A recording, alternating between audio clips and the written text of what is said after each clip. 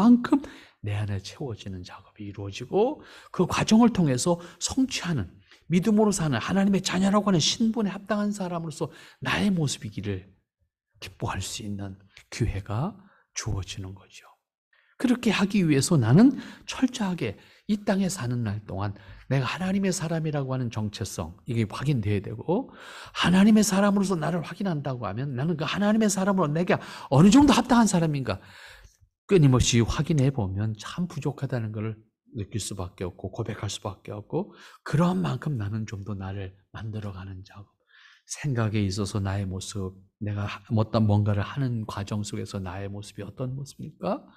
사람들과의 관계 속에서 나는 어떤 모습으로 더 성장해야 되고 변화돼야 되고, 내게 부족함이 뭔가? 우리가 생각해 보면요, 참 허점투성이잖아요. 사람이라는 게 돌아보면 사람들과의 관계 속에서나 내 스스로가 뭔가를 하려도 나는 이렇게 재주가 없을까? 저는 늘 그런 생각해요. 나는 뭘 재주라는 게 없어. 이렇게 뭘 이렇게 사람들한테 만들어갖고 뭘. 근데 뭐 우리 집사님들이나 뭐 하는 거 보면 참 잘해. 그 뭘 하나 하다 보면 종이접기를 하더라도 잘해. 어? 근데 우리는 그런 것도 못해. 야, 이 참 내가 그냥 살았으면 뭐 해먹고 살았을까 그런 생각할 때도 있어요. 그렇잖아요.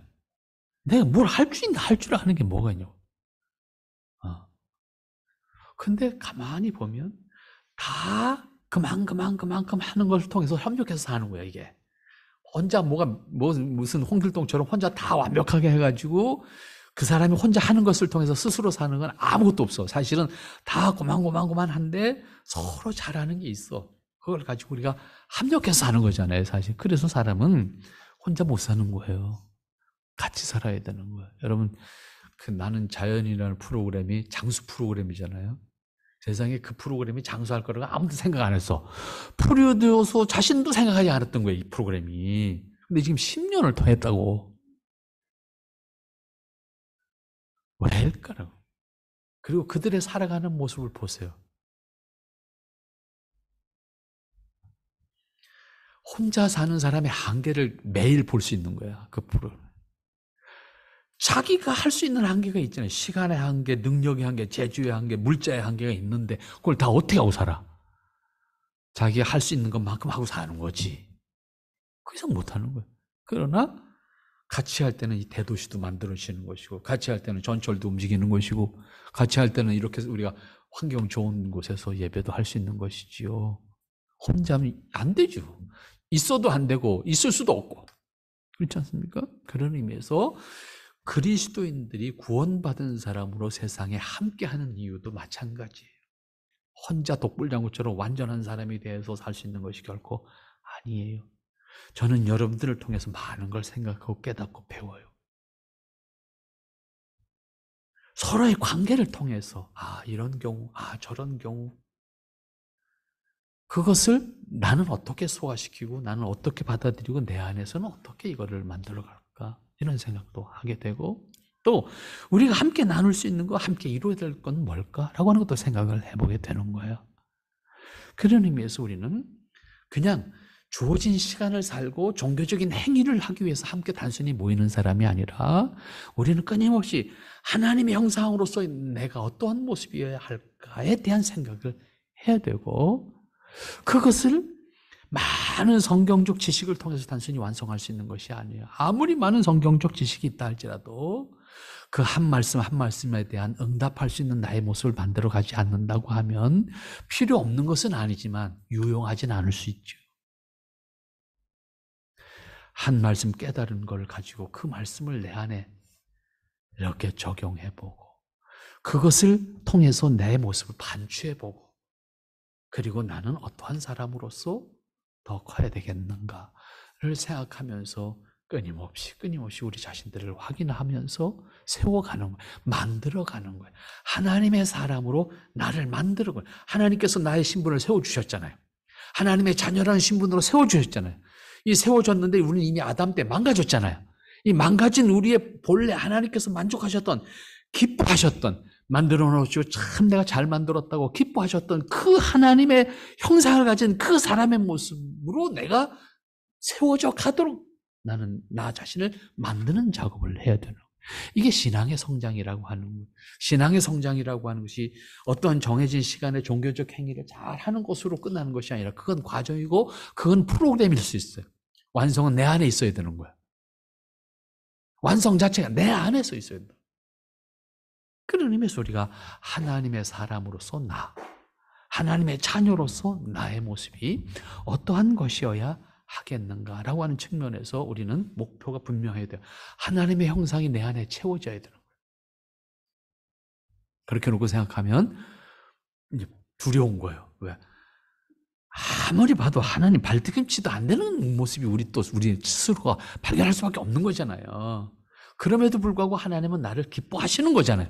나를 하나님의 자녀라고 기꺼이 맞아주시는 것이고 사랑하시는 거잖아요. 이걸 생각하면 감격할 수밖에 없고, 이걸 생각하면 하나님 앞에서 뭘 떠들 수 있는 여지가 없는 거잖아요. 항변할 수 있는 여지도 없는 것이고, 그저 하나님의 자녀로 여겨주신다는 것으로도 만족할 수밖에 없는 것이 난데, 라고 하는 걸 생각하면 은혜로 감격하는 삶을 살 수밖에 없고, 은혜로 넘치는 삶을 살 수밖에 없고, 그 은혜로 말미암아 하나님의 뜻을 사는 것을 기꺼이 살아갈 수 있는 사람이 되는 거죠. 그래서 그리스도인의 모습은 항상 현재에서 단순히 어떤 사람과 어떤 사람의 지식과 어떤 사람의 소유를 비교해서 만족하는 것이 아니에요. 하나님의 은혜로 나의 모습을 발견하고 그 모습으로 감격하고 그 모습으로 만족하는 거예요. 다만 만족이라는 것은 그 다음에 스톱이 아니에요. 그리스도인의 만족이라고 하는 것은 지속적인 것이지만 계속한 거예요. 다시 말하면 궁극적인 가치는 하나님께 있고 우리가 성장해야 될 목표도 하나님의 형상이라고 하는 곳에 있으니까 그것이 하나님이 무한하시다면 우리는 무한할 수는 없는 존재지만은 적어도 그 무한하신 하나님 앞에서 우리의 모습이 어떤 것일까를 생각하면 그야말로 무한한 거예요. 그러한 은혜를 우리에게 주셨고 그러한 기회를 우리에게 주셨다고. 그래서 우리들을 하나님 앞에 세워가는 기쁨을 만들어 가야 돼요. 그래서 매일매일의 삶 속에서 하나님의 은혜를 노래할 수 있는 사람, 하나님의 은혜로 살아가는 기쁨을 누릴 수 있는 사람. 그래서 제가 언젠가도 기회 있을 때마다 말씀드렸습니다. 우리 한국교회에서 놓치고 있는 것 가운데 하나가 누림이라는 단어다, 이런 말씀을 드렸어요. 우리 하나님 자녀로서 누리는 거예요. 단순히 사치와 향락이라는 개념이 아니에요. 지금 현재에서 내가 하나님의 사람으로서 현재를 기뻐할 수 있고 현재 속에서 하나님과의 관계를 기뻐할 수 있고 하나님의 뜻을 기뻐할 수 있는 사람. 그것이 나의 모습이어야 하는 거예요. 이 세상의 원리는 전부 경쟁이고 비교잖아요. 비교를 통해서 다른 사람보다 내가 나아야 만족을 느끼는 것이고 다른 사람보다 내가 뭔가 많이 소유해야 그것으로 내가 자기의 어떤 긍지심을 가지게 되는 거잖아요. 저도 하나님의 사람이라고 하면 그 차원이 아닌 거예요. 주어진 차원에서, 주어진 상황에서, 주어진 것들을 통해서 하나님이 나에게 어떠한 의미로 이것이 있는 것인가를 생각해 보면 작은 것 하나일지라도 참 귀해요. 오늘 여러분들이 처음 주보 표지를 받으셨어요, 그죠? 처음 주보 표지 받았는데 우리 주보 만드는 역사상 처음 이 제 사진이 아닙니다. 제 사진이 아니고 나이는 나보다 많은데 우리 제작 가운데 한 사람이 이 사진을 찍어서 사진첩을 만드는 작업을 하는 친구가 하나 있어요. 양반이 내가 사진 요새 뭐 몇 년 동안 뭐 카메라를 들고 나갈 시간이 없으니까 사진을 찍은 게 없어요. 지금 아무리 뒤져봐도 없어. 그래서 마침 사진첩을 만든다고 전사를 좀 써달라고 그래서 왔는데 사진첩을 쭉 보니까 몇 장 건질 수 있겠다 그래서 이 사진 좀 내가 쓸게 그러면 내가 다 박은 거. 이 양반이 참 어려운 세월을 사신 분이에요. 어려운 세월을 사셨는데 요즘으로 말하면 인쇄소 공장장 했던 사람이에요. 응? 인쇄소에서 공장장. 완전히 그 시골에서 올라와서 조그만 인쇄소는 아니지만 큰 인쇄소이긴 하지만 큰 인쇄소에 뭐 처음 직원으로 들어가서 공장장이 될 때까지 그 평생을 인쇄하는 일을 하다가 은퇴를 앞두고 신학교를 와서 이제 목회자를 하겠다 하는 생각인데 온 집안이 반대를 해가지고 난리가 났던 사람입니다. 그런데 어쨌든 그렇게 해서 시작을 하신 분인데 처음엔 사진 찍으러 가면서 날 데리고 가서 어디 좀 갑시다. 왜 그러는데 난 몰라서 나중에 알았어. 어디를 생전 가본 데가 없는 거야. 아니, 근데 이걸 보고 생각하고 뭔가 찍어보겠다고 이제 가긴 가야 되는데 어떻게 갈지 엄두가 안 나는 거야. 평생 오직 일만 하셨어요. 세상 바깥을 나가본 적이 없는 거야. 그 몇 번을 같이 가줬어. 근데 어느 날부터 연락이 안 와. 지금까지 연락 안 옵니다. 혼자 갑니다. 혼자 가는데 가서는 이제 뽀롱이 나는데 사진을 찍어서 나한테 보내. 이렇게 어디 갔네. 그러면 어떻게 하셨어요? 딱 보니까 거긴데. 그래서 뽀롱이 나는데 아무튼 그래서 내가 이 사진집 두 권을 냈어요. 나는 아직까지 사진집을 만들어 본 적이 없는데 사진집을 두 권을 냈습니다. 두 권을 냈는데 한 10여 년? 10여 년 열심히 찍었어요. 열심히 찍었는데 요즘에 보면요 소재를 잘 찾아요. 그래서 10년쯤 노력하니까 소재를 볼 줄 아는구나. 그걸 확 느껴요. 그리고 제법 가끔 마음에 드는 사진들이 있어요. 마음에 드는 사진이 있어서 제가 갈무리를 합니다. 오면은 바로 갈무리해서 나중에 필요할 때 내가 쓰자 그런 생각하고 이제 갈무리를 하는데 이건 뭐 주보에 쓰려니까 다른 사진은 안 될 것 같고 좀 주보에 들어갈 만한 사진으로 골라낸 게 근데 그분이 그 사진을 하면서 그 과정 속에서 자기를 찾아가기 시작한 거예요. 사진 그냥 안 됩니다. 부지런해야 됩니다. 새벽부터 나가서요. 소재를 발견하고 만나기 위해서는 그냥 가만히 있어서 소재가 내 앞에 눈앞에 안 나타나거든요. 부지런히 돌아다녀야만 이 소재를 찾는다고요. 그리고 같은 소재라고 해서 같은 상황 속에서 같은 사진이 나오질 않거든요. 수시로 바뀌거든요. 태양의 각도가 바뀐다고. 태양의 각도가 바뀌면 사진의 느낌이 좀 달라져요. 그래서 제가 첫 번째 사진, 표지 사진을 결정해놓고 이 사진으로 하겠습니다. 그러길래 다시 찍어와 그랬어요. 아마 몇 번을 갔다 왔어요. 몇 번을 갔다 왔는데 끝내는 마음에 안 들었어요, 사실. 이 사진을 이 정말 소재는 좋은데 이게 안 된다. 다시 한번 찍어라. 다시 한번. 결국은 몇 번 갔다 왔는데 그게 한강 하구인데 물이 빠져야만 이 소재가 드러나는 거야. 그러니까 물때가 맞아야지, 태양이 있어야지, 뭐 이게 다 맞아야 되는데 갈 때마다 이게 안 맞는 거예요. 그래서 몇 번을 제가 갔다 오라고 그랬습니다. 다시. 그래서 몇 번 갔다 왔는데 결국은 이제 흡족하지는 않았어요. 근데 아무튼 그 중에서 이게 낫겠다 이제 이렇게 결정을 했습니다만 한 사람이 어떠한 것을 자기의 생애 속에서 관심을 가지고 그것을 찾아서 그것을 자기 안에 만들어가는 과정이 그냥 되는 게 아니에요. 근데 이분이 처음에 그러다 말 거라고 생각했어요. 그런데 책을 만들겠다는 거예요. 이게 아닌데. 근데 책도 얇은 책을 만들고 난 한 100페이지 미만으로 만들었으면 좋겠다. 그랬어요. 그랬더니 그럼 두꺼운 걸 가져왔어요. 이렇게 만들려고 그럽니다. 의욕이 넘치는 거죠. 어쨌든 할 수 있는 대로 해라. 뭐 그걸 어떻게 하겠냐. 잘 만들었어요. 만들어서 그래서 어떻게 하려고 그때 만들어가지고 그냥 가지고 있었지요.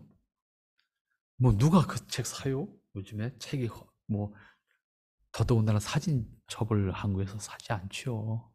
우리나라 사진 작가들은 프로모션을 별도로 하지 않으면 먹고 살지 못합니다. 사진 작가, 우리나라 사진 작가.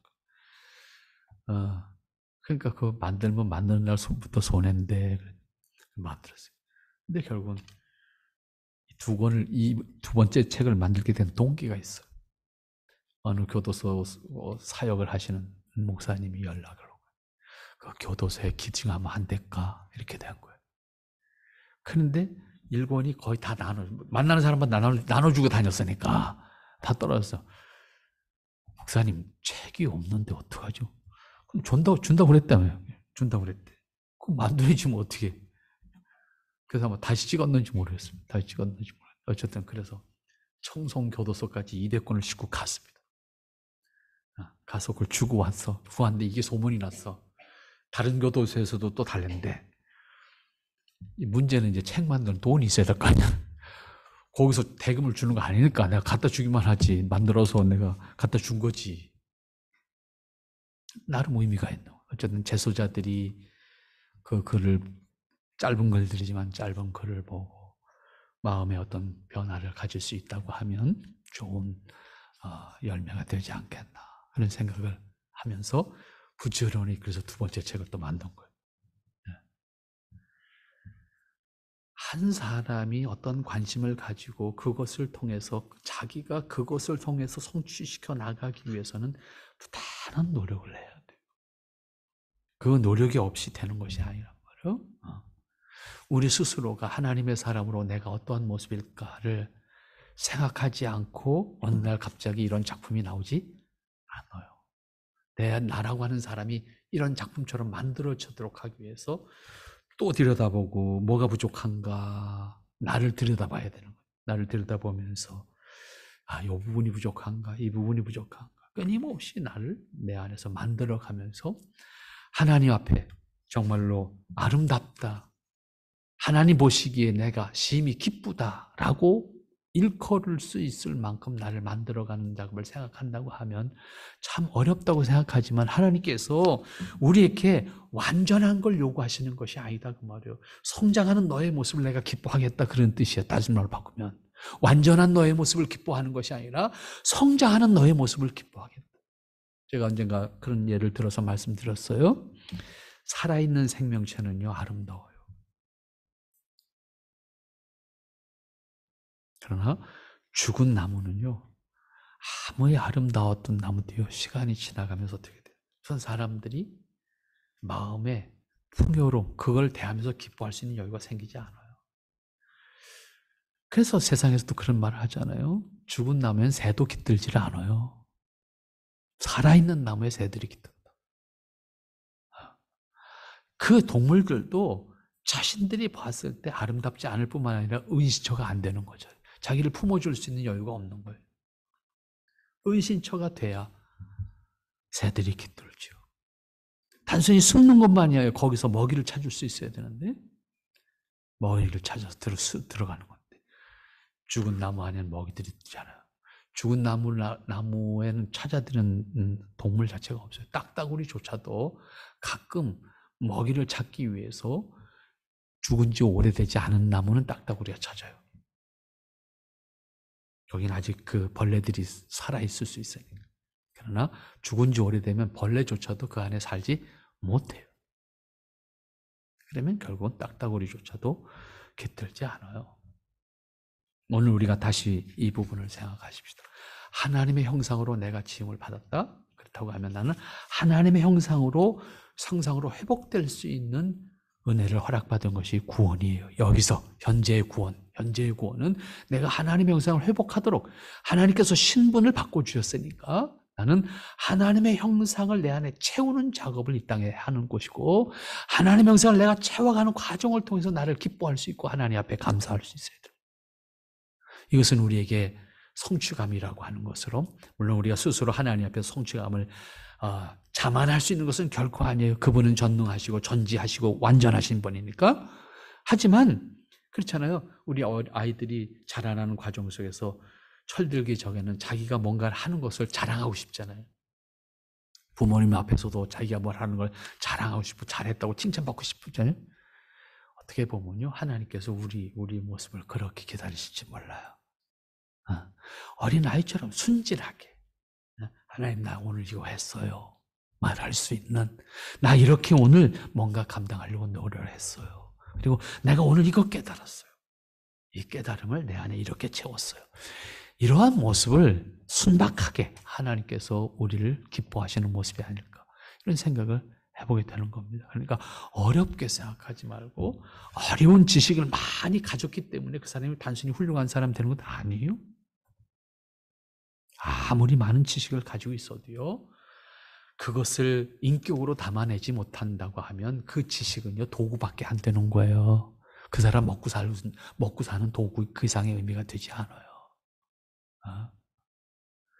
아무리 많은 지식도 그 지식이 그 사람의 인격을 통해서 담아져 나올 때 사람들에게 그것이 기쁨과 감격과 위로와 때로는 소망을 가지게 하는 거예요.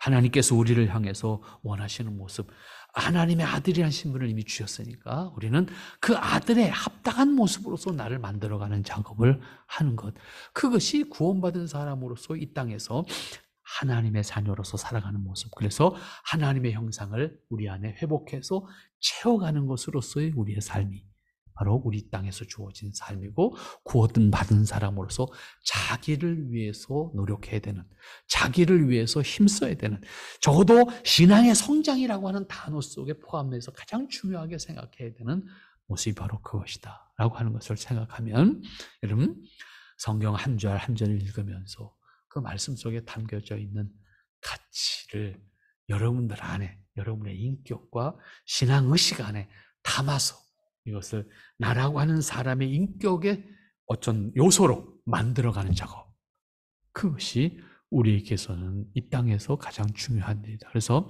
죽은 다음에 천국 가는 생각만 하지 말고 하나님의 형상이 내 안에 있도록 만들어가는 작업이 평생에 우리에게 주어진 일이다 생각하고, 그것을 통해서 그리스도인 하면 이미지가, 사람들에게 그리스도인에 대한 이미지가 하나님의 사람 이렇게 보여지게, 그 사람을 보면 하나님의 모습이 보여 라고 말할 수 있도록 우리 자신을 만들어가는데 수고해야 되는데, 이걸 수고하지 않아요. 왜?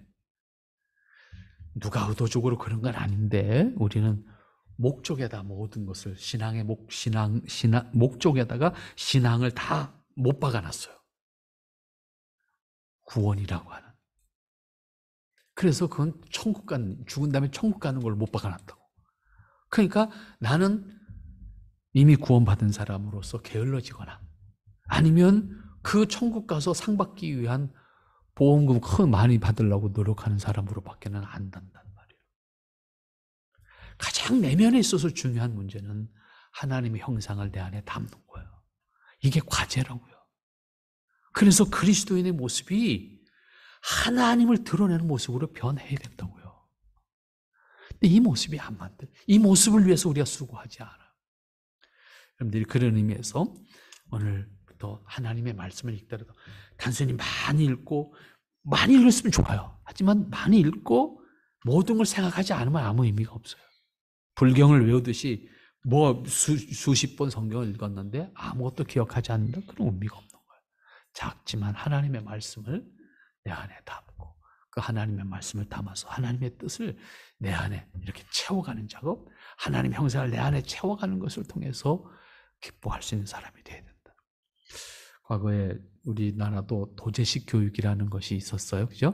지금도 독일식 교육을 받아들이면서 도제식 교육이 대안이다 이런 것들을 이야기합니다만은, 또 정서가 돼야지, 또 모든 것이 돼야지 그게 되지, 도제식이라는 시스템 자체가 좋다고 해서 그냥 무조건 되는 거 아닙니다. 도제식이라고 하는 것은 말 그대로 사람과 사람의 관계 속에서 이루어지는 교육이잖아요. 이 관계가 온전하지 못하면 이루어지지 않거든요. 제가 첫 번째 쓴 수필집에 아마 그런 글이 있었을 겁니다. 첫 번째가 맞죠? 저도 어디쯤 들어갔는지 모르겠는데, 독일의 소위 마이스터 제도가 중세 시대부터 지금까지 쭉 독일의 어떤 그 기술과 독일의 전통을 지켜내려오는 하나의 시스템이잖아요. 근데 그게 지금도 유효하거든요. 이렇게 최첨단의 대학이 있고 대학에서 학문을 가르치는 그러한 최고의 대학들이 독일에 있는데도 도제식 교육의 가장 기본인 이 마이스터 제도는 여전히 유효하게 독일 안에 기능을 하고 있습니다.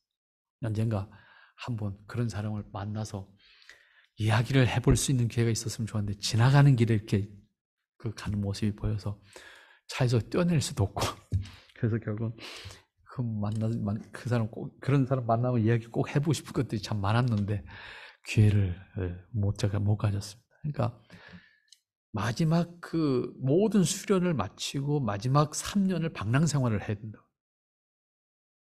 방랑 생활을 해야 되는데 아무것도 가지지 않고 입은 것 그대로 자기가 생활에 필요한 그 세면 도구만 가지고 신발도 두 컬레가 아니고 신은 신발로 3년을 살아야 되는 거예요. 마이스터 마지막 단계입니다. 이 마지막 단계. 그리고 먹는 것은 얻어먹는 거예요. 말 그대로 방랑생활이니까 얻어먹는 것인데 얻어먹는 게 그냥 뭐 아무 데나 가서 얻어먹는 것이 아니라 선생님을 찾아서 방랑하는 겁니다. 자기가 가지고 있는 기술을 익혔으면 그 익힌 기술을 더 익힐 수 있는 선생님을 찾아가서 선생님한테 나 제자로 받아주십시오. 제자로 받아주기 위해서 그들만이 쓰는 언어가 있어요. 독일어가 아니에요. 그 마이스터들만 쓰는 언어가 있어요. 중세 언어가 있어요. 그 언어로 이야기를 해야 돼요. 그 언어로 이야기를 해서 이야기가 통하면 너 누구한테 지금까지 배웠냐? 그 장인 세계는 다 아는 거야. 아무개 선생님한테 배웠습니다. 어디까지 배웠냐? 여기까지 배웠습니다. 그럼 내 제자가 될래? 받아들이면 그날부터 그 집에서 먹고 자는 거야. 그 집에서 먹고 자면서 그 선생님한테 나머지를 또 배우는 거예요. 그럼 그 선생님이 시키는 대로 다 하는 거야. 그러니까 단순히 기술을 익히기 위한 것이 아니에요. 마이스터라고 하는 포지션에 합당한 사람이 되라는 거예요. 사람 교육하는 거예요. 그런데 독일에서 가장 자긍심이 높은 마이스터가 어떤 마이스터 같습니까?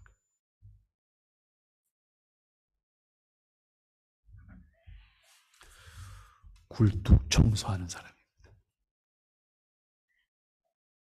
우리 사회에서는 상상이 안 되는 거예요. 굴뚝 청소하는 사람을 마이스터가 해?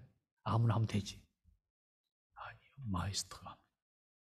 마이스터가 아니면 굴뚝 청소를 할 수가 없습니다.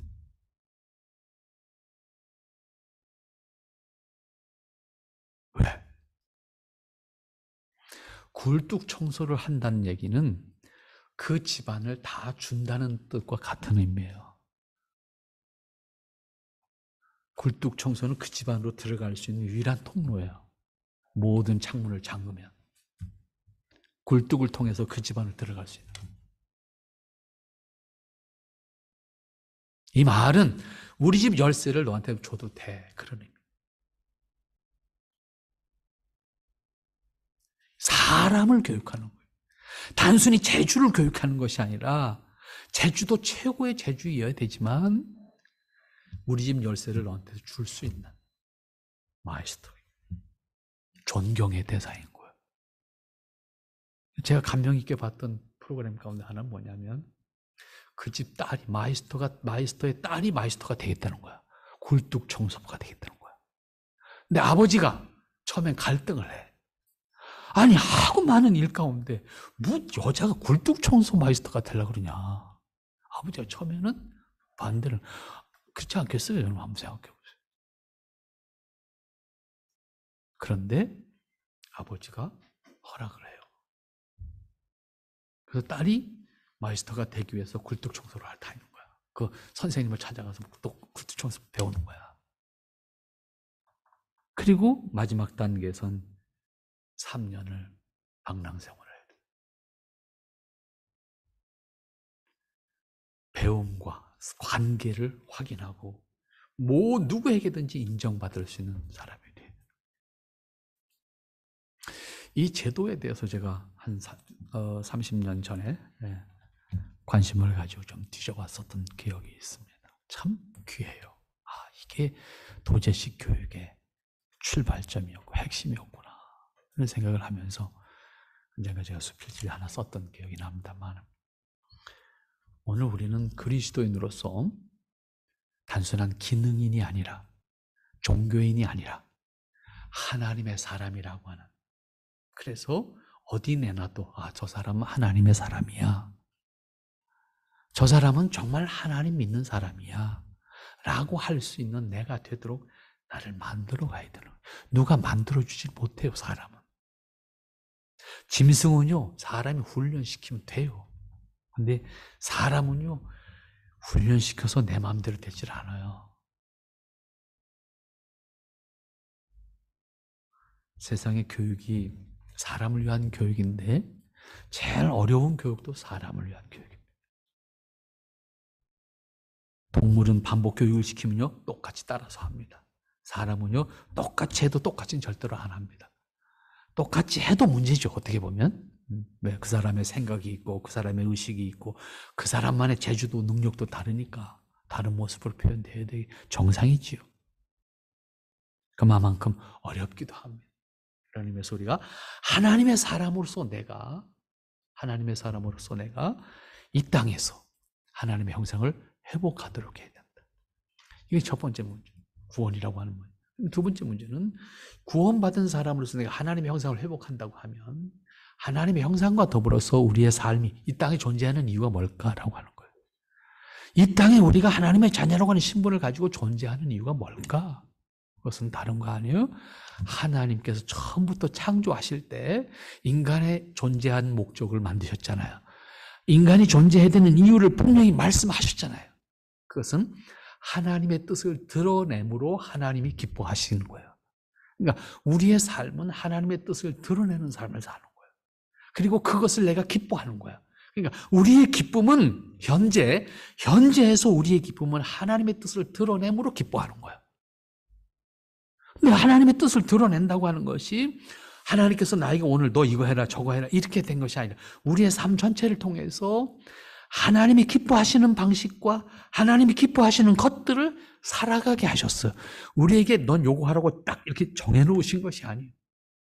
우리에게 주신 깨달음의 지혜와 할 수 있는 환경과 어떠한 것들을 통해서 우리는 그것을 스스로 깨닫게 하시고 발견하게 하시고 그것을 찾아가게 하시고, 아까 말씀드렸던 것처럼 이분이 나이가 들어서 신학 공부를 하면서 사실은 이분한테 처음에 숙제를 내줬던 것이 고말이라고 하는 꽃을 그럼 한번 찾아봐라. 그래서 숙제를 내놨던 거예요. 근데 그거를 고말이라고 하는 꽃을 찾아갔다가 이 사람이 거기 이렇게 간 거예요. 내 기억이 그런 기억인데, 그래서 관심을 가지기 시작했어요. 그러면서 시작을 해서 오늘 이런 책들을 만들어내는 그런 사람이 됐는데 참 귀해요. 그냥 되지 않아요.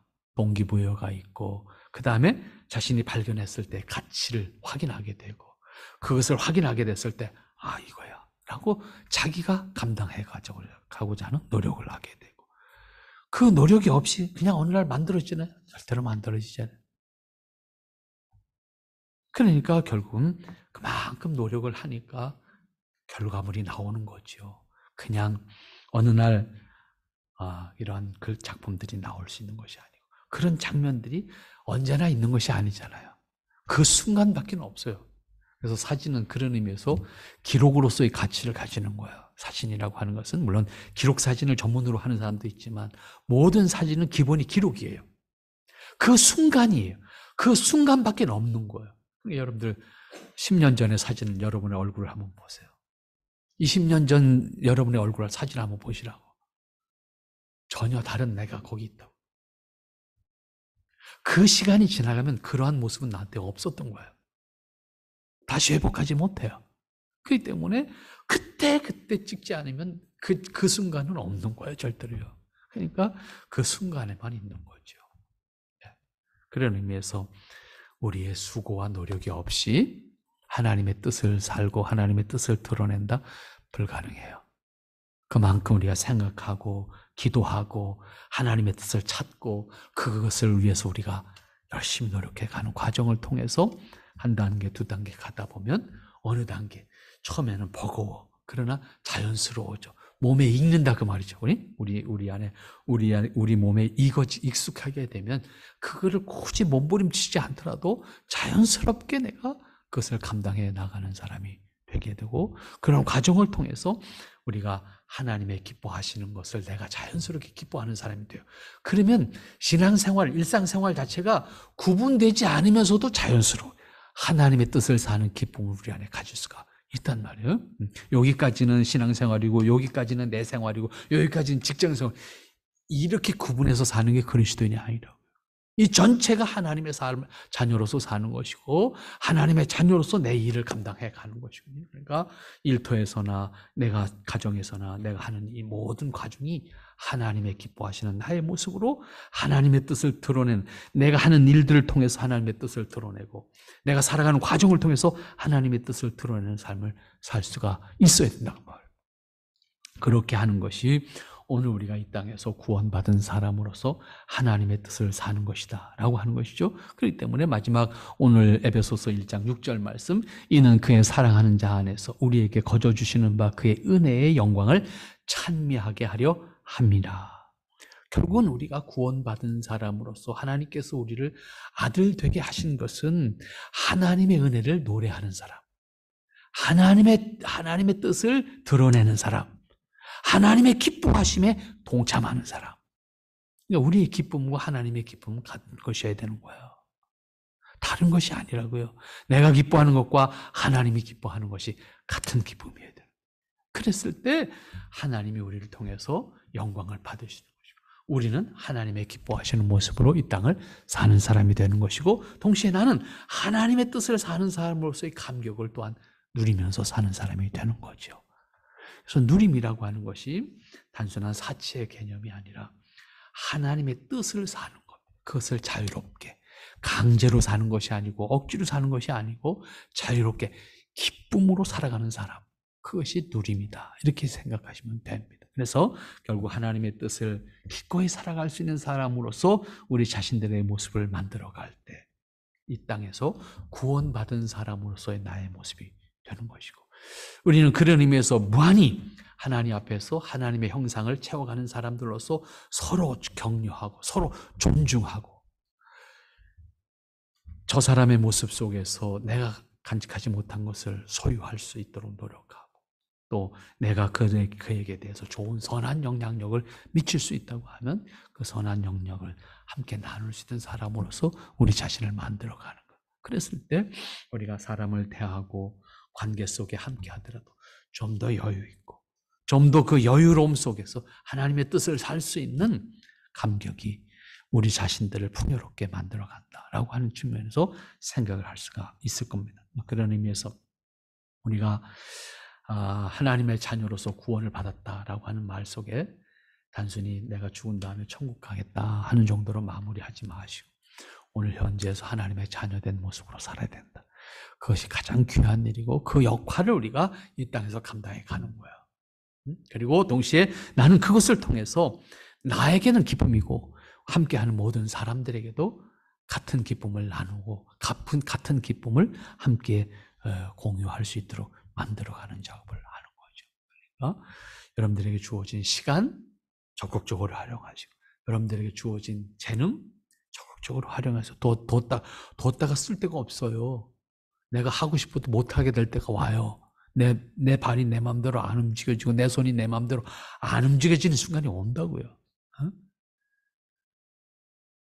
아끼지 마시고, 여러분들에게 주어진 건강, 여러분들에게 주어진 재능, 여러분들에게 주어진 시간을 기꺼이 하나님의 사람으로 여러분들을 만들고 하나님의 사람으로 함께 나눌 수 있는 것을 나누고 하는 삶을 사는 것, 그건 정말로 귀한 일이에요. 정말로 귀한 일이고, 그것을 통해서 우리가 하나님의 사람으로 세상 사람들에게 보여줄 수 있도록, 제가 언젠가 몇 번 소개했죠. 저 충청북도 영동에 황간역 역장 이야기를 제가 몇 번 했었던 기억입니다. 역장을 은퇴하고 나서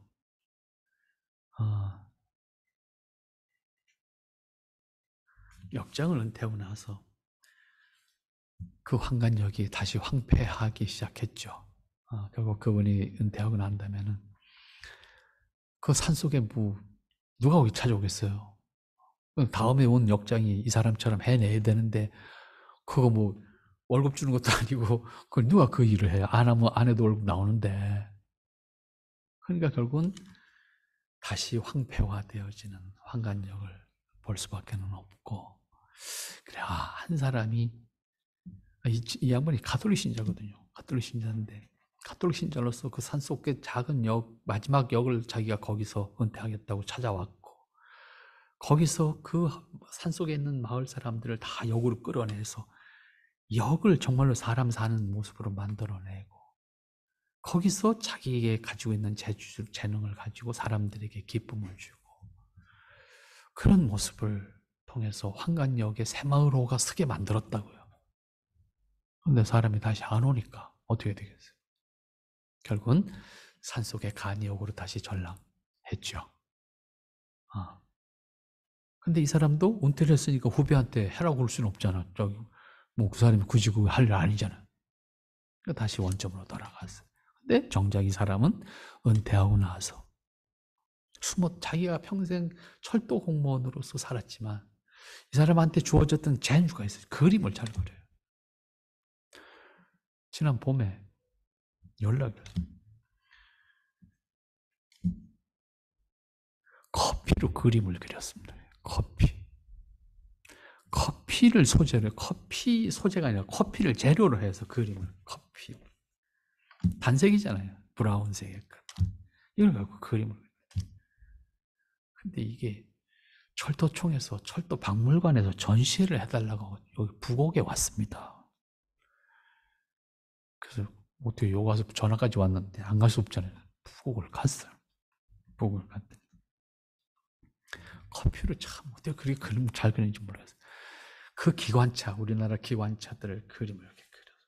그러니까 철도박물관의 갤러리에다가 커피로 그린 기차를 쭉 전시를 한 거예요. 기관차를. 야, 정말 당신 재주 참 좋다. 어저께 끝났대. 오늘 아침에 카톡이 왔어요. 어저께 그림 다 가지고 내려왔습니다. 근데 다음 주부터는 부산에서 하는데, 부산 가톨릭 어디서, 어디요, 아프리카 가서 의료 봉사하다가 분석 신부, 거기서 희생당한 신부 있잖아요. 그 신부의 일대기를 그렸대. 그래서 그거를 다시 전시한대. 물론 다 공짜로 하는 거지요. 자원봉사지요. 그래서 참 당신은 의미 있는 삶을 산다. 참 귀하다.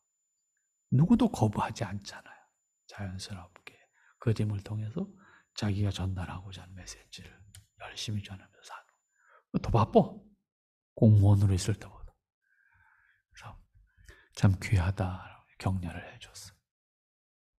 여러분, 모든 사람들에게 하나님께서 주신 창조적 능력을 주셨습니다. 그게 뭐가 됐든 상관없습니다. 여러분들 스스로를 개발하시고 그 개발하는 과정 속에 하나님의 뜻과 은혜가 무엇인지 깨우쳐서 거기에 담아내는 거예요. 여러분들에게 주어진 삶을 성실히 살아가고 여러분들이 주어진 기회를 통해서 하나님 앞에 기뻐하는 삶을 사는 거예요. 자녀를 양육하는 것부터 시작을 해서 우리에게 주어진 생활을 유지하는 다 다르지 않아요. 똑같은 원리 속에서 감당하는 거예요. 특별한 재주, 특별한 일만이 아니에요. 아주 평범한. 제가 요즘에 우리 주변에 알게 된 목사님 가운데 젊은 목사님인데 애가 5이야. 애가 5. 그러니까 요즘에 애 5 보통 아니잖아요. 5인데 그래서 그것만으로도 내 애국했다. 내 그랬어요. 그런데 참 열심히 살아요. 열심히 살죠. 연수동에서 목회하는 목사님인데 우리 교단은 아니고 다른 교단 목사님들 정말 열심히 사셔서 그 애들 5을 기르면서 목회를 하면서 참 고생했죠. 고생했는데 그 아이들이 다 예쁘게 크는 모습을 보면서 참 스스로도 감사하고 있고 모두가 주변에서 그 사람을 보면서 감사하고 있고 아이를 잘 길러서 사회인으로 건강한 사회인으로 내놓는 것도 하나님의 일입니다. 그건 세상 일이 아니에요. 단순히 구분하면 안 되는. 다만 하나님의 사람으로 키우는 거예요. 그것도 하나님 우리가 해야 될 일이고 감당해야 될 일. 그런 측면에서 여러분들이 하찮다고 생각하지 마시고 여러분들이 주어진 모든 일들이 하나님의 일로 승화되도록 그런 의식을 가지고 여러분의 삶 속에서 하나님의 자녀란 신분에 누가 되지 않도록 열심히 사는 것, 그것이 우리가 이 땅에서 신앙으로 사는 겁니다. 여러분들이 구원의 의미를 멀리 미뤄놓지 말고 여기서 그리고 우리의 관계도 마찬가지인 거야. 조건에 의한 만남이 아니에요. 우리는 하나님의 자녀란 신분을 가지고 함께하는 지체예요. 그런 의미에서 함께하기를 기뻐할 수 있는 여러분들 될 수 있기를 바랍니다. 하나님 감사합니다. 오늘 몇 시간에 걸쳐서 하나님께서 창조하시고 또 타락한 인간을 구원하시는 과정의 이야기를 함께 나누어 보았습니다. 주님, 우리에게 필요한 것을 더하시고 깨닫게 하시고 은혜를 더하실 때마다 주님 보시기에 아름답고 귀한 모습으로 우리 하나님 앞에 서서 하나님의 뜻을 살아내고 하나님의 기뻐하심을 완성해 갈 수 있는 복된 저희들이 될 수 있도록 하나님께서 인도하여 주시옵소서. 오늘도 하나님 사랑과 은혜로 충만케 하여 주시기를 원합니다. 예수님의 이름으로 기도하옵나이다. 아멘.